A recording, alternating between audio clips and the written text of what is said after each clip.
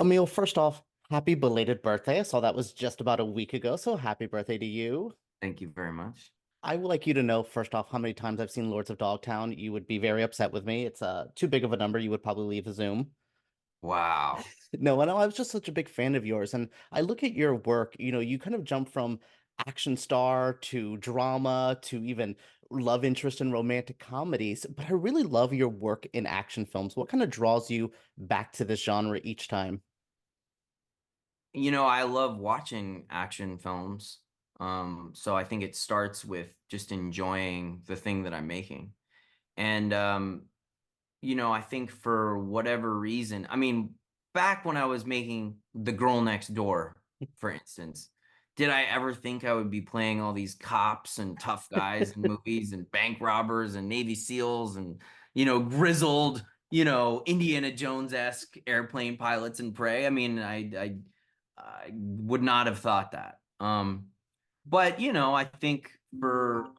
I think for whatever reason, my type or my look or whatever, I'm just believable to audiences in these types of roles.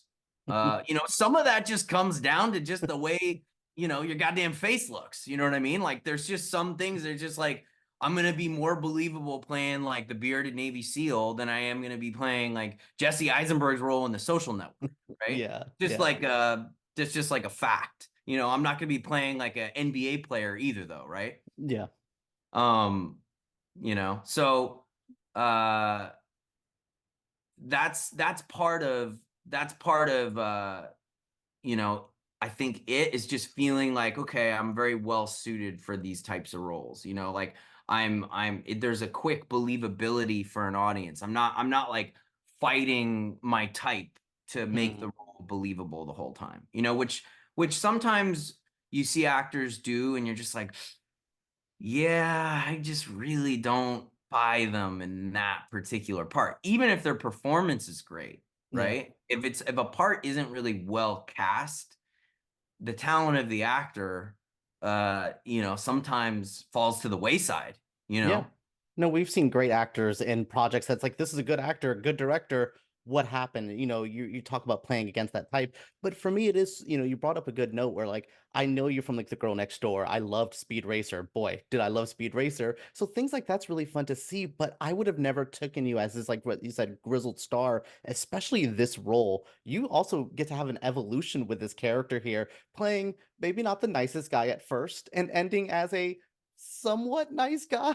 Your Ish. character goes on quite a journey. Can you talk about bringing that to this character as well?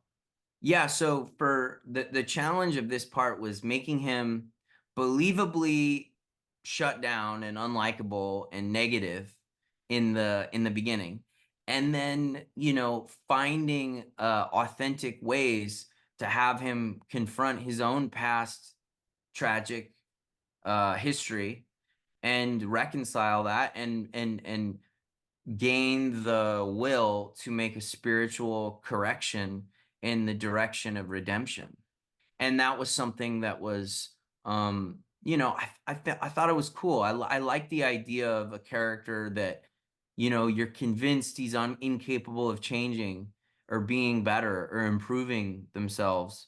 Um, and here he is doing that, and you're seeing him do it in real time. So I love the idea of like self-improvement and like kind of spiritual enlightenment. And so it was really fulfilling to play a part where you could kind of like strategize and sort of put into very specific parts these changes that took place inside him.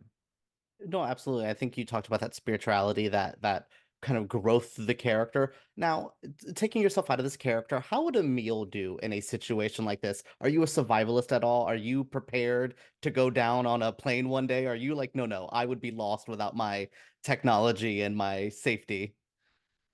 Honestly, I don't know. Well, I hope we never have to find out. I hope you have a very easy, boring I life. like I like to think that I would be very survival oriented. I mean, I watched pretty much every episode of that show alone. Um, Yeah. so I love that show. That show is so good. That's I just love survival stuff. I mean, I just like I remember I saw Alone and I was like, "Oh my God, this is the best show ever." Yeah, Um, I watched even Survivor and I'm like, I don't know if I would yeah, want to be able to cook my own rice. You know what I mean? Like I I just don't just know if I'm love that. ready. I'm like, "Oh my God, like how do they do it when they're alone building these huge tents and all this work and oh my gosh." Plus they have to film themselves with these GoPros and Yeah. like do all these video diaries.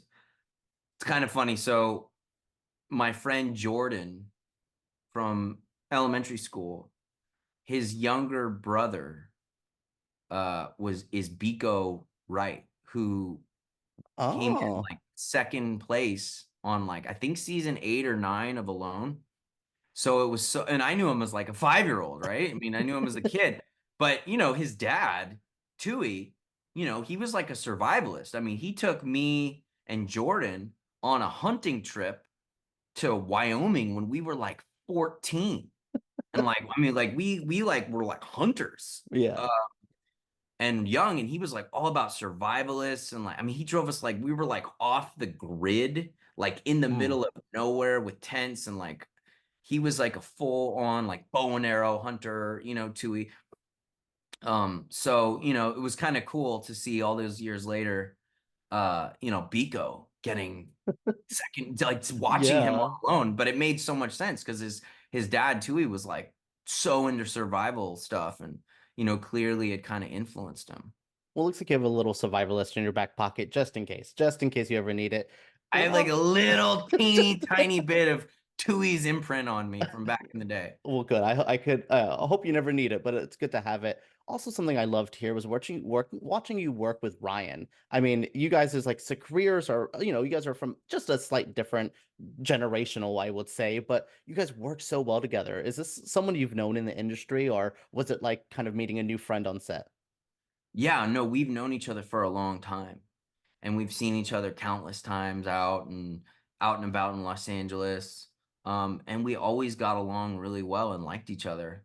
And this was so much fun to be able to work with him and have that rapport with him. And he's such like a funny, open-minded, kind person with so much experience. Like he's worked so much. And this was a really challenging role for him. And I really felt for him a lot because, when you're playing a character that is, under that kind of emotional strain, He goes losing through it in this movie. losing someone, losing your faith, like Hmm. losing everything. I mean, every single thing that he held close to his heart is put into question.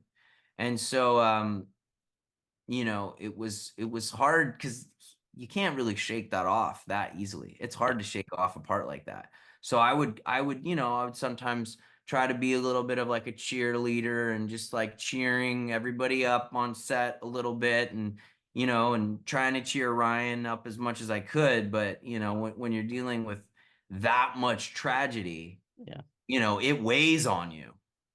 No, I can't imagine. I mean, you kind of brought me perfectly to my last question. Was your role on set? You're a pretty established actor. You've been working for a long time. Mina and Ryan have as well. Do you like coming onto these independent productions as kind of this someone who, you could either be that kind of caretaker if you need to be, a jokester if you need to be? Do you find yourself getting responsibilities as you get on set as a more of an established actor? A little bit.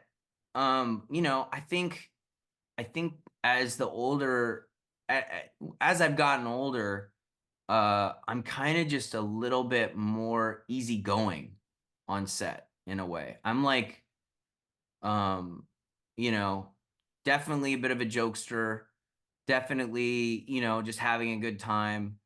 And I sort of find that, I'll talk to anybody, and, I'll have conversations with anybody on the crew. I really I'm not like the standoffish actor type, really. I like to make everybody feel comfortable, Mm. like anyone can talk to me, no matter who they are, just come up and talk to me and tell me how they feel. You know what I mean? Like I don't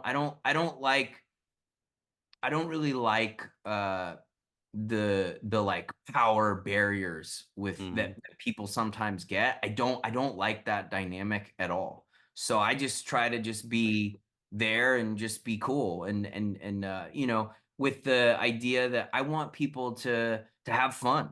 You know, I want people to have a good day. I get joy out of seeing people enjoy what they do. You know, so if someone is doing something and it's making somebody unhappy or stressed out, like I don't really like that very much, you know, and I try to people can do whatever they want, but Yeah. I'm gonna be who I am.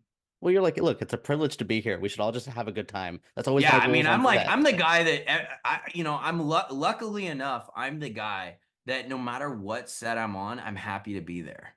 Oh, that's amazing. I mean, and that pays off. You can tell, as hard as your role was here, that you played a good role. You had fun. It looked like you were easy on set. So that's great to hear that you're exactly what I wanted Emile Hirsch to be on set. You're exactly that guy. So good to hear. Thank you. No, thank you so much.